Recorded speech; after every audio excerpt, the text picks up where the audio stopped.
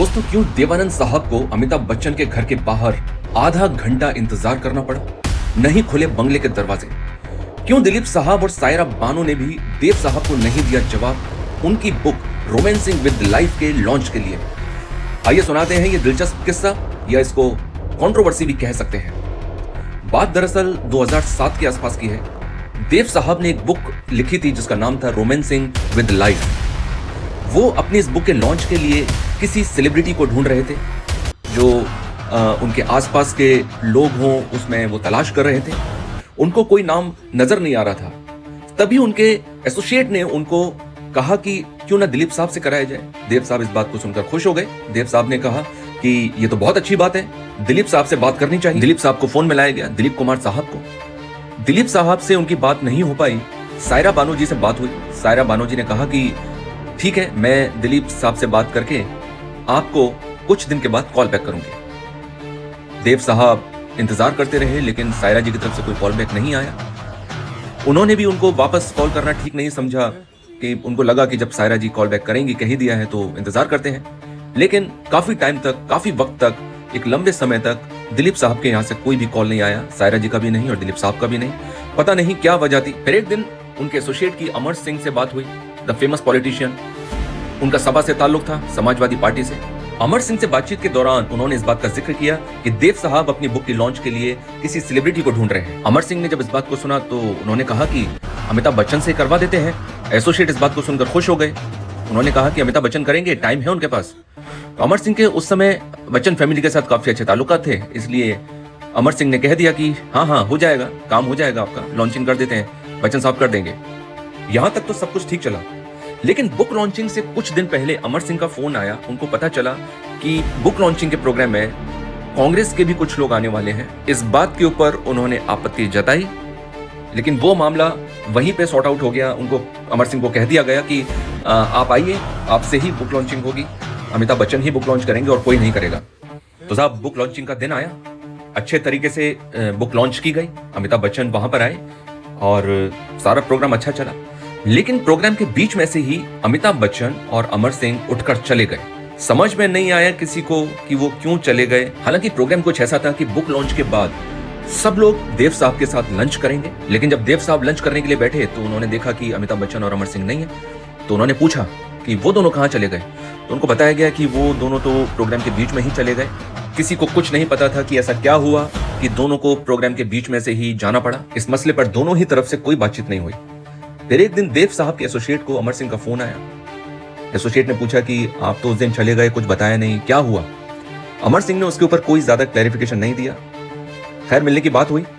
अमर सिंह ने कहा कि ठीक है, कल आ जाओ, अमिताभ बच्चन के बंगले पर मिलते हैं। एसोसिएट ने कहा ठीक है, मैं आ जाता हूँ, मुझे बुक भी देनी है। ये बात एसोसिएट ने देव साहब को बताई। देव साहब ने कहा कि चलो ठीक है, अगर वहां जाना ही है तो मैं पर्सनली चलता हूं और मैं ये बुक जाकर दूंगा, और भी 2-3 जगह जाना है तो वहां भी चले जाएंगे। अगले दिन देव साहब अपने एसोसिएट मोहन के साथ अमिताभ बच्चन के जलसा बंगलो पहुंचे। सिक्योरिटी ने आकर पूछा कि कौन है। उनको बताया गया कि अंदर देव साहब बैठे हैं और अमर सिंह जी से बात हुई है, उनसे मिलना है। सिक्योरिटी परमिशन लेने के लिए अंदर चला गया, लेकिन तकरीबन 5-10 मिनट तक वो वापस नहीं आया। देव साहब ने कहा कि भाई क्या हो गया, वो तो अभी तक आया नहीं। तो देव साहब के एसोसिएट ने अमर सिंह को फोन लगाया। अमर सिंह साहब ने भी बोला कि हाँ ठीक है, मैं आ रहा हूँ, अभी आप रुको, मैं आता हूँ। दोबारा से कुछ 10-15 मिनट वापस निकल गए, कोई भी नहीं आया। देव साहब ने अपने एसोसिएट को कहा कि भाई इतना वक्त क्यों लग रहा है, फोन मिलाओ। एसोसिएट ने वापस अमर सिंह को फोन मिलाया और कहा कि यहाँ कोई भी रेस्पॉन्स नहीं दे रहा है, दरवाजा खुल नहीं रहा है, सिक्योरिटी आ नहीं रही है, और मेरे साथ देव साहब भी गाड़ी में बैठे हुए हैं, काफी देर से इंतजार कर रहे हैं। खैर, फाइनली कुछ 5-10 मिनट के बाद उनको बोला गया कि आप ठीक है, अंदर आ जाओ। जैसे ही वो अंदर पहुंचे तो देखा अमर सिंह वहां पहले से मौजूद है।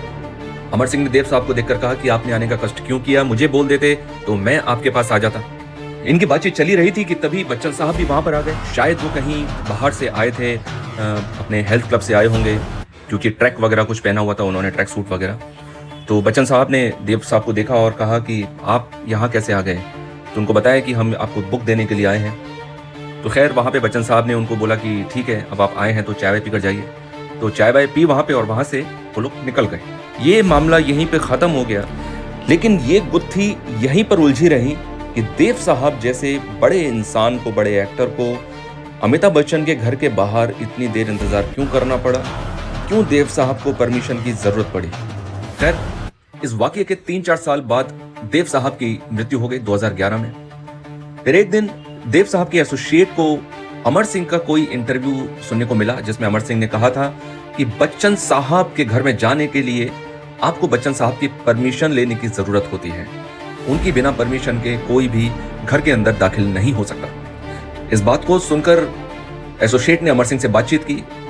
अमर सिंह ने कहा कि बात को टाला कि अब जाने दो, वो पुरानी बातें हो गई हैं, लेकिन पूछने पर उन्होंने बताया कि हाँ, ये बात सही है। हालांकि देखा जाए तो इसमें कोई बुराई नहीं है। हर किसी को घर में जाने के लिए उसके मालिक से या उसके ओनर से परमिशन लेनी ही पड़ती है। वो अलाउ करेगा तो ही आप अंदर जा सकते हैं। लेकिन सोचने वाली बात यह है कि देव साहब जैसी शख्सियत को भी अगर अपनी ही फ्रेटर्निटी में, फिल्म फ्रेटर्निटी में किसी के घर जाने के लिए, अपने को एक्टर के घर जाने के लिए या अपनी ही बिरादरी के किसी दोस्त के यहाँ जाने के लिए परमिशन लेनी पड़े, तो ये थोड़ा सा डिसरेस्पेक्टफुल वाली बात हो सकती है। अगर देव साहब को उनके जीते जी इस बात का पता चल जाता तो शायद उन्हें इस बात का बहुत दुख होता कि उनको सिर्फ परमिशन लेने के लिए इतनी देर घर के बाहर खड़ा रहना पड़ा। रही बात दिलीप साहब की कि वहां से कॉल क्यों नहीं आया, तो शायद उस वक्त बाद में पता चला कि दिलीप साहब की तबीयत नासाज थी, ठीक नहीं थी। उसी उधेड़ बुन में उनके यहाँ से देव साहब के लिए कोई भी कंफर्मेशन कॉल नहीं आया था।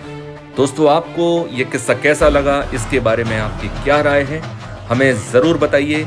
कमेंट बॉक्स में आपका हमें बेसब्री से इंतज़ार रहेगा। जल्दी ही कोशिश करूँगा दोबारा आने की एक नई कहानी के साथ। तब तक बने रहिए हमारे साथ। शुक्रिया दोस्तों।